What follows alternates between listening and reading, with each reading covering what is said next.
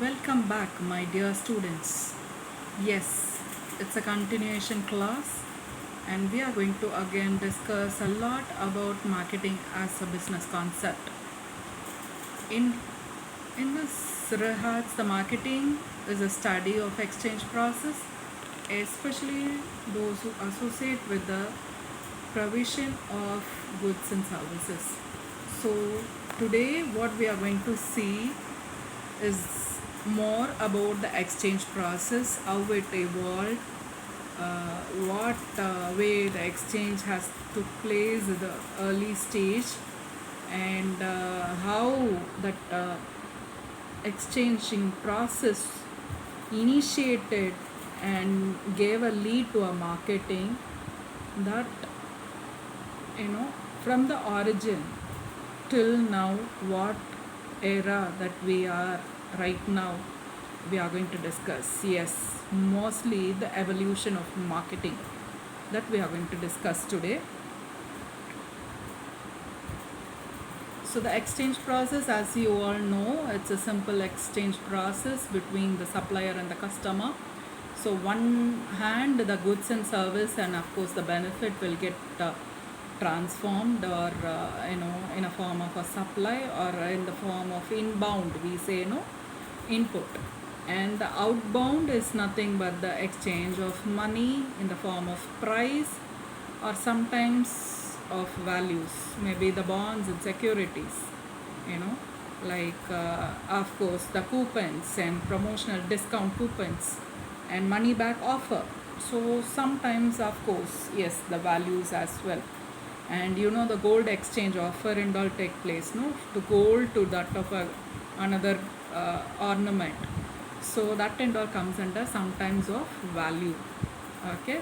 And second sales, that also may take place in case of exchange. It's not only the new product, of course, to the it may lead to a second hand sales as well.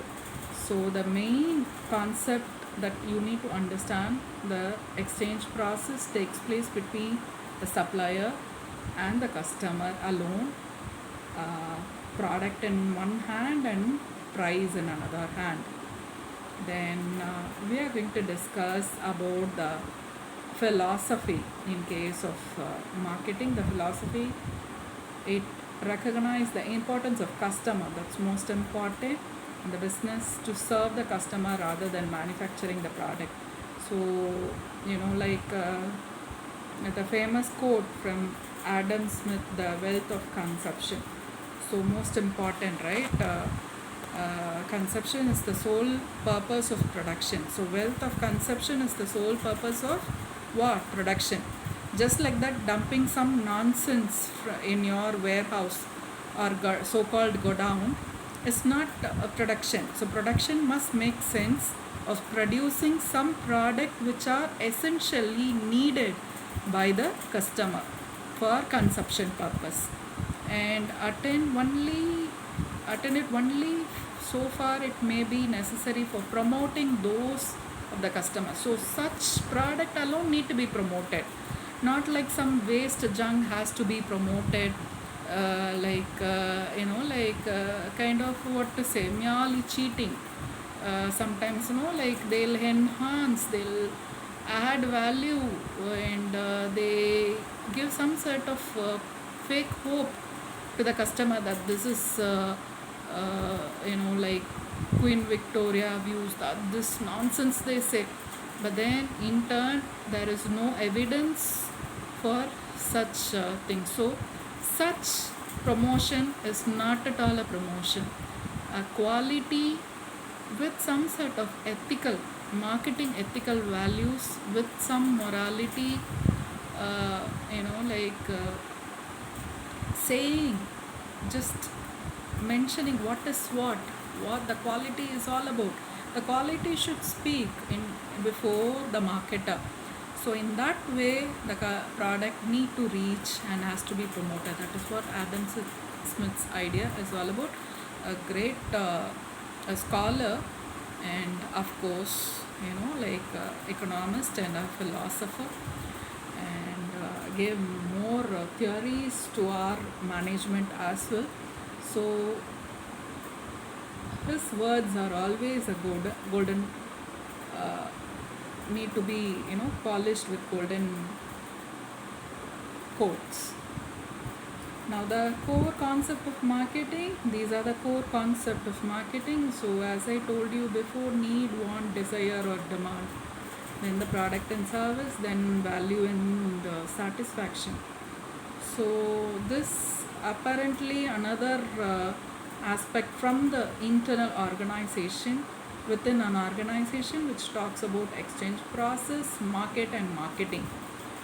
So the target about exchange process, market, holding the market, and of course pitching that market through marketing concept.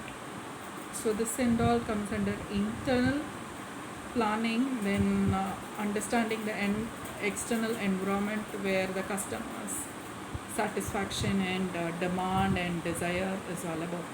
Now we came to the main picture, the evolution of marketing concepts.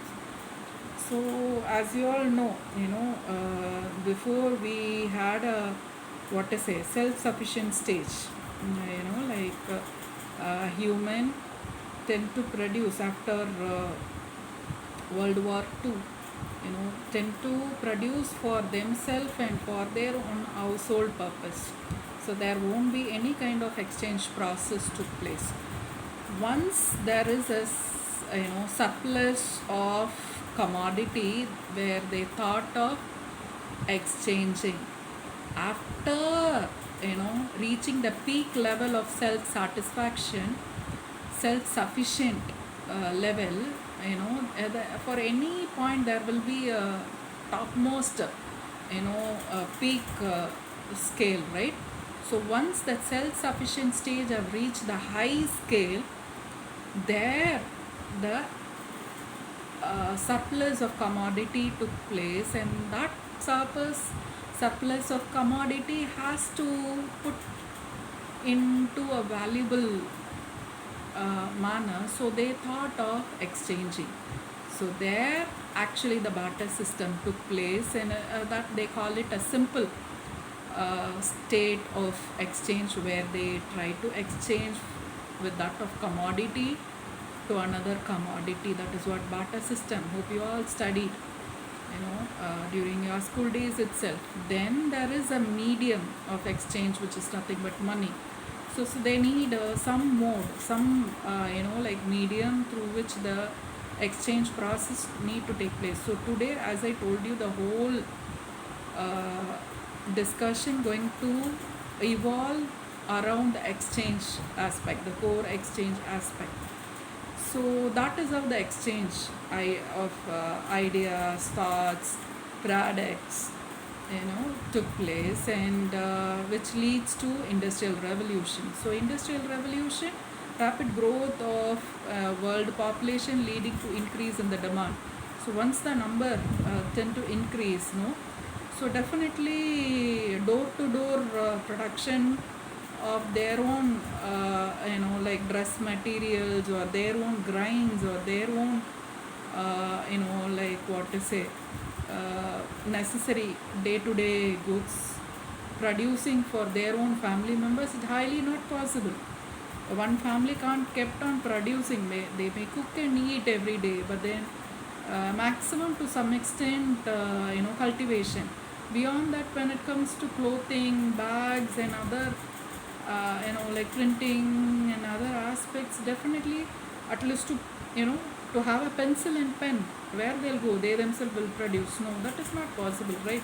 So definitely a factory, and that factory again, it won't produce for just 10 or 10 piece, or unit wise. It produces in lump sum, tons and tons. So there again, once the local distribution is done, they think of storing the same in godowns and warehouse, and that leads to production error. They'll produce a lot, keeping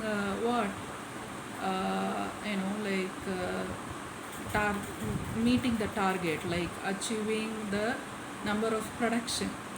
So once that production, the numbers, target of production is achieved, they think of sales. When excessive amount is being stored in the rack and godowns, they have to clear the stock, right? So obviously they think of what? Pitching through sales, so increasing the sales. So here what they happen, they think of supplying their commodity, distributing, they think of reducing the prices, and all other aspects took place. Then the next era took place, which is nothing but product orientation, where they want to do a unique, because competition took a vital role here. So it's not just one factory or just 10 factories. The factories as well started increasing. Initially during industrial revolution, it was only the humans,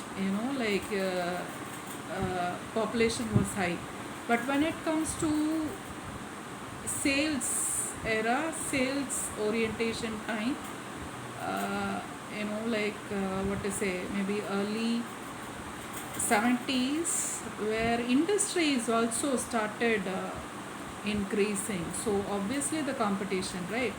So in that aspect, they want to do more and more of R&D, product design. They have to do some sort of product designing, unique touch, where they have to supply in a quick manner the design, shape, the packing, everything, plays a major role when it comes to product. So they started thinking of giving their own unique touch.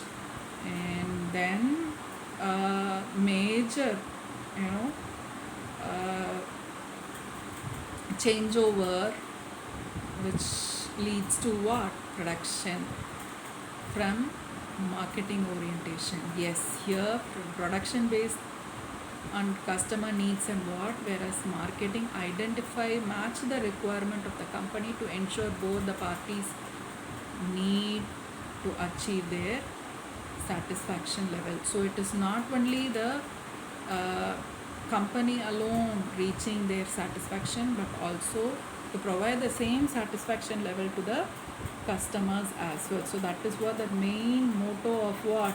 Marketing orientation. So this is a tabular form of representing the different era. So first, initially the production era up to 1970, where production methods plays a major role, and to improve the production in order to achieve and reduce the cost of improved efficiency. Then product era, thinking of the quality of the product due to what? More competition, till 1960, product, the quality of the product, and different range of product, and of course, product design and all took a vital role. Then when it comes to selling, sales between 1915 to 1970s. So as I mentioned early, 1970s and all, selling and promotions are the new drive for success in case of marketing. Then finally the marketing era, and from there, 1970, the marketing era took place till millennium year, I must mention. So they focus on producing goods and service to satisfy the needs of the customer.